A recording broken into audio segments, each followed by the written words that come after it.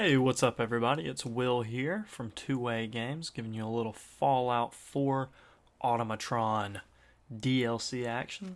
I know we're getting a little late on this game, but college life is crazy, so we're just getting to it. But it's okay, better late than never, they always say. So, really in this video, we're just going to take you through just a few tips, a little guide, the achievements that you'll unlock, a few new of the guns, things like that, just some things you need to know. So, I guess we'll get into it. Right here, we're seeing the first mission come up. All you have to do is just go into your radio and pop that up, and that'll give you a little recording, and that really starts the Automatron quest right there. So, that's that. Alright, so the first thing you'll want to know is to wear the Silver Shroud outfit throughout the duration of this these few missions. Really, it's more imperative towards the end, but it will unlock some special dialogue between you and the Mechanist. And it's just awesome to be the Silver Shroud. I don't know, was that good? So, after you go to the first location and beat a few robots, you will have the Mechanical Menace quest complete, and then you start a new threat. Now, one thing to keep in mind as you're searching all these dead robot bodies is to find the robot repair kit.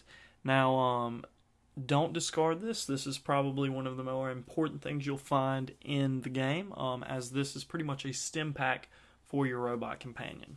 After starting the new threat quest, you will be able to build your own robot workshop, which is pretty important because you want to build robots. That's pretty awesome. So you just go to your special on your workshop, and boom, voila, that's it. So now you're crafting your actual robot, and we're just going to run through here. You can pause the video wherever you want to see the different assorted mods, and you actually accrue more of these throughout the game. And if you don't really want to worry about it, since the gameplay is only about 4 hours long, it took me 4 hours, but I am a level 78 when I started this. So if you don't really want to worry about it and you just want to run around with Ada with just a few mods, that's fine, because at the very end of the game you get all the schematics for everything, and just after that all you need is the materials to build with. So it's just your general stuff like some steel and pretty much anything you need for weapons is what you're going to need to build the robots here. And it's all fairly simply laid out in the typical Fallout setup here. And you can build them whichever way you please, ranged, melee, and the different legs will affect the different carrying types, so on and so forth, just like that. So after you've created your own Mechanical Menace, if you would so say so, you unlock the Most Toys achievement and start the Headhunting quest. One of the other things I would like to cover in this video is actually the new set of Raider type, forged type enemies that you'll face, which they are called the Rust Devils. And they are actually, like I said, kind of like a Raider, but instead of just being generic Raider type people, they use robots. Kind of goes in with the theme here. They use robots as their main source of fighting power, and also more energy type weapons and other things like that. But in my dealings with them, I didn't find them to be that difficult to fight, but again, I am fairly a high level, even for the end game of the stage.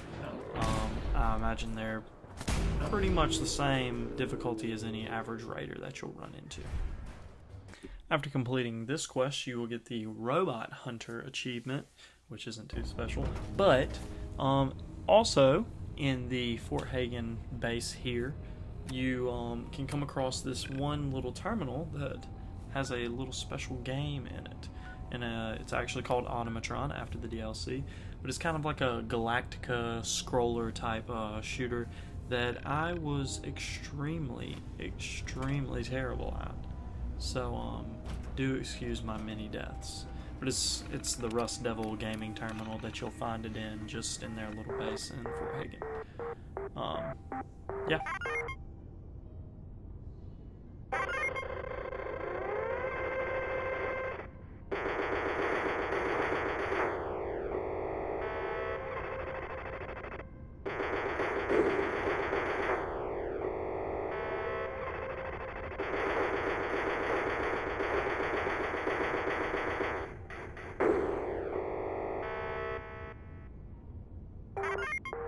As always, Bethesda knows what we want, and we wanted new power armor, at least I did.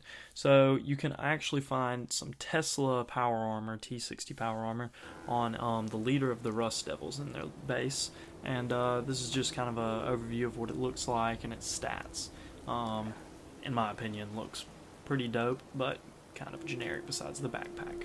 Along with the power armor, there's also some just regular armor to find out there, usually off the Rust Devils, but you can presumably find it anywhere in the Fallout world now. It's the robot armor set, which, does it look cool?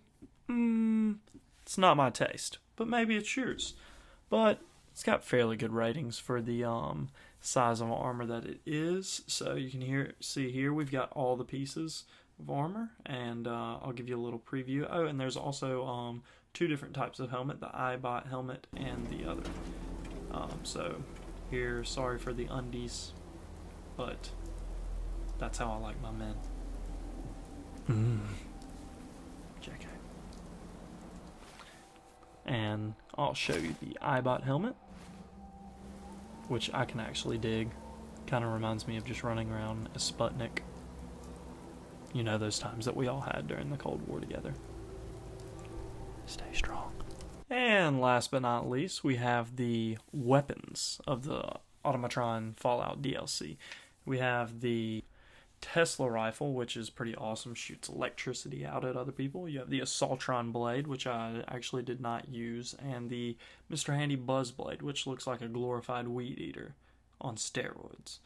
And also, after you get the headhunting achievement after you complete that quest, and then that starts the last quest, Restoring Order. So, if you liked this video, go check out my next video, which is going to be the entire last mission. Don't worry, I sped up the boring parts. Thank you. Bye.